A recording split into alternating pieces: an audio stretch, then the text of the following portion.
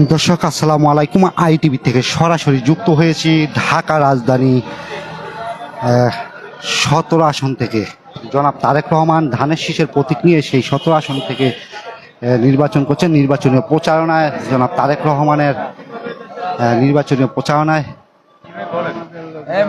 যাও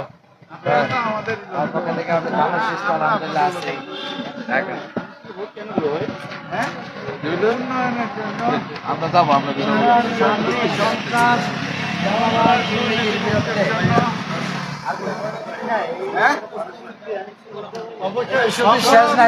মানে কয়েকটা কইলাম আর কি আমাদের জন্য কি করবে, স্টুডেন্টদের জন্য কি করবে? স্টুডেন্টদের জন্য কর্মসংস্থানের ব্যবস্থা করা হবে। স্পেসিফিক বলেন যে কি কি করবে, মুখে বলেন।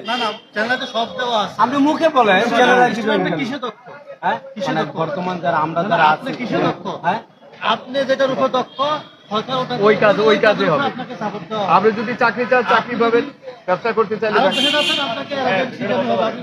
বেকার ভাতার ব্যবস্থা করা হবে। হ্যাঁ দর্শক, আমরা জানিয়ে রাখি যে এই মুহূর্তে যে নির্বাচনীয় প্রচারণায় রয়েছেন বাংলাদেশ জাতীয়তাবাদী সাংস্কৃতিক দলের নেতাকর্মীরা ও রয়েছেন।